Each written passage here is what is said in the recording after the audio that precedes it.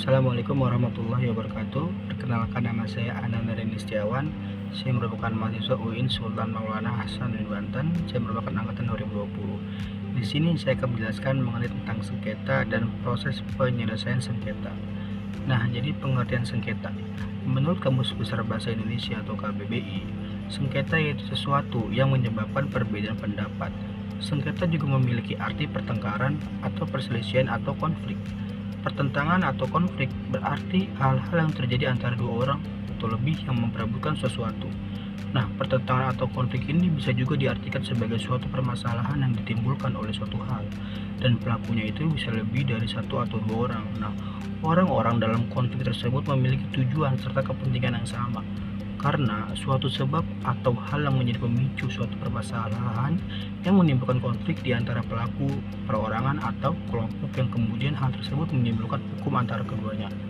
Nah, Undang-Undang Nomor 30 Tahun 1959 tentang arbitrase dan alternatif penyelesaian sengketa yang secara tidak khusus dan singkat mendefinisikan suatu sengketa sebagai beda pendapat di antara para pihak. Kemudian, sengketa adalah suatu situasi di mana ada pihak yang merasa dirugikan oleh pihak lain yang kemudian pihak tersebut menyampaikan ketidakpuasan ini kepada pihak kedua. Jika situasi menunjukkan perbedaan pendapat, maka terjadilah yang dinamakan dengan sengketa. Nah, kemudian selanjutnya yaitu cara penyelesaian sengketa. Nah, ada dua macam. Yang pertama itu adalah litigasi, adalah proses gugatan atas sesuatu konflik yang diritualisasikan untuk menggantikan konflik sesungguhnya, di mana para pihak memberikan kepada seorang pengambil keputusan dua pilihan yang bertentangan. Litigasi merupakan proses yang sangat dikenal oleh para lawyer dengan karakteristik adanya pihak ketiga yang mempunyai kekuatan untuk memutuskan solusi di antara para pihak yang bersengketa. Putusan pengadilan mempunyai kekuatan hukum yang pasti, bersifat final, menciptakan kepastian hukum dengan posisi para pihak menang atau kalah, win and loss position. Nah, dan dapat dipaksakan pelaksanaan putusannya apabila pihak yang kalah tidak mau melaksanakan isi putusan pengadilan atau eksekusi.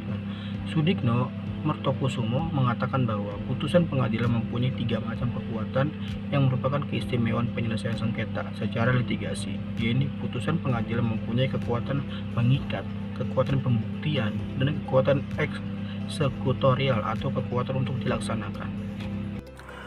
Baik, selanjutnya yaitu tahapan proses litigasi melalui pengadilan negeri. Yang pertama adalah gugatan atau pengajuan gugatan, yang dimana itu penggugat atau melalui kuasa hukumnya mengajukan gugatan kepada ketua pengadilan negeri dengan menyerahkan surat permohonan atau gugatan dan juga surat kuasa yang sudah legalisasi apabila menggunakan advokat. Yang kedua adalah persetujuan gugatan. Gugatan dan surat kuasa asli harus mendapat persetujuan dari ketua pengadilan negeri. Setelah mendapatkan persetujuan, maka penggugat membayar biaya gugatan. Penggugat akan menerima tanda bukti penerimaan surat gugatan dan tinggal menunggu surat panggilan sidang dari pengadilan negeri yang disampaikan oleh jurusita pengganti. Kemudian sidang pembacaan gugatan. Nah, setelah menghadiri sidang sesuai dengan jadwal yang telah ditentukan, sidang pertama dengan agenda pembacaan gugatan. Setelah gugatan dibacakan, maka hakim menawarkan kepada para pihak apakah ingin menyelesaikan dengan upaya mediasi. Kemudian jika sepakat, maka kedua pihak mengadakan mediasi dengan dijembatani oleh seorang mediator. Apabila mediasi yang ditengahi oleh mediator telah mencapai kesepakatan, maka hasilnya dibawa kembali ke persidangan dan majelis hakim mengukuhkan perdamaian antara kedua pihak sebagai putusan akhir dari perkara tersebut. Kemudian pembacaan jawaban. Pembacaan jawaban yaitu jika upaya mediasi gagal, persidangan dilanjutkan ke agenda berikutnya, yaitu pembacaan jawaban dari pihak tergugat. Begitu seterusnya sesuai prosedur persidangan acara perdata. Kemudian replik. Replik ini merupakan tanggapan balasan penggugat atas jawaban tergugat. Kemudian duplik, yaitu jawaban tergugat atas replik yang diajukan oleh penggugat. Nah, kemudian juga pembuktian. Setelah pembuktian adalah kesimpulan dari penggugat dan juga tergugat. Nah, setelah itu ada putusan dari majelis hakim. Dan kemudian ada upaya hukum banding yang dimana itu diberi jangka waktu sekitar 14 hari sejak terbitnya putusan. Kemudian juga ada upaya hukum kasasi yang dimana jangka waktu 14 hari sejak terbitnya putusan banding.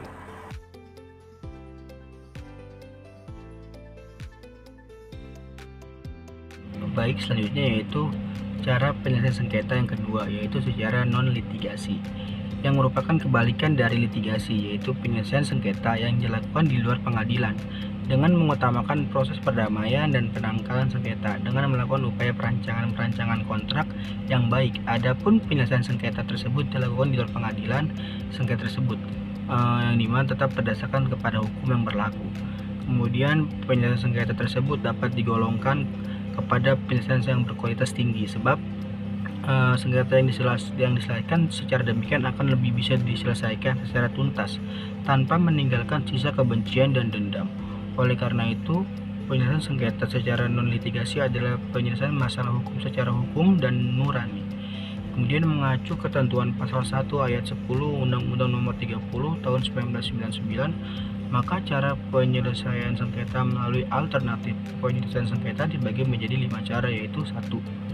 Konsultasi, yang dimana penyelesaian sengketa dengan cara konsultasi ini merupakan suatu tindakan yang bersifat personal antara suatu pihak yang disebut klien dengan lembaga pendamai atau pihak lain yang disebut konsultan, yang memberikan pendapatnya kepada klien untuk memenuhi keperluan dan kebutuhan kliennya tersebut. Apabila cara ini menghasilkan kesepakatan perdamaian, maka konsultan dapat membantu para pihak untuk merumuskan dan membuat kesepakatan perdamaian dalam bentuk tertulis yang ditandatangani oleh kedua belah pihak dan keduanya dan diketahui oleh konsultan. Dan kedua adalah negosiasi. Menurut Suyut Margono, sebagaimana yang dikutip oleh Jimmy Josh Sembiring, negosiasi adalah komunikasi dua arah yang dirancang untuk mencapai kesepakatan pada saat kedua belah pihak memiliki berbagai kepentingan yang sama maupun yang berbeda. Sedangkan Gary Goodpaster menyatakan bahwa negosiasi adalah proses upaya untuk mencapai kesepakatan dengan pihak lain, suatu proses interaksi dan komunikasi yang dinamis dan beraneka ragam, sehingga dapat disimpulkan bahwa negosiasi ini merupakan proses tawar-menawar dari masing-masing pihak untuk mencapai kesepakatan. Nah, oleh sebab itu ada beberapa petunjuk yang perlu diperhatikan dalam bernegosiasi. Di antaranya yaitu jangan mengusulkan sesuatu yang apabila diusulkan itu kepada kita sendiri itu tidak akan menerimanya. Kemudian dalam negosiasi tidak boleh ada pihak yang dipaksa. Dalam negosiasi dibutuhkan kesabaran, namun tidak berarti bertele-tele. Nah, kemudian juga jangan terburu-buru, kita harus santai dan harus lentur untuk menangkap pikiran-pikiran kreatif yang dapat membantu kita ke arah penyelesaian sengketa. Kemudian kita harus tetap dalam keadaan optimistis dan juga percaya diri bahwa suatu waktu akan ada titik temu. Yang ketiga adalah mediasi. Nah, Undang-Undang Nomor 30 Tahun 1999 tentang arbitrase dan alternatif penyelesaian sengketa tidak memberikan definisi apapun mengenai tentang mediasi. Pengaturan mediasi dapat ditemukan pada ketentuan pasal 6 ayat 3, ayat 4, ayat 5. Jika diamati ketentuan pasal tersebut, mediasi dimaksudkan sebagai kelanjutan dari penyelesaian sengketa apabila konsultasi dan negosiasi tidak menghasilkan kesepakatan dalam mengakhiri sengketa atau kompromi atau perdamaian tidak tercapai, sehingga dapat disimpulkan bahwa mediasi adalah proses penyelesaian sengketa dengan perantara pihak ketiga, yakni pihak yang memberikan masukan-masukan kepada para pihak untuk menyelesaikan sengketa mereka. Pada mediasi tidak terdapat kewajiban dari masing-masing pihak untuk menaati apa yang disyaratkan oleh mediator.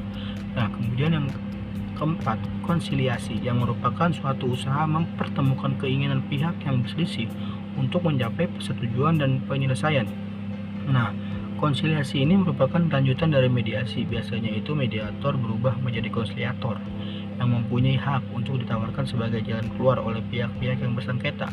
Nah, dalam penyelesaian perselisihan, konsiliator memiliki hak dan juga wewenang untuk menyampaikan pendapat secara terbuka dan tidak memihak kepada yang bersengketa. Namun, konsiliator tidak berhak untuk membuat keputusan dalam sengketa atas nama para pihak, sehingga keputusan akhir merupakan proses konsiliasi yang diambil sepenuhnya oleh para pihak dalam sengketa yang dituangkan dalam bentuk kesepakatan di antara mereka.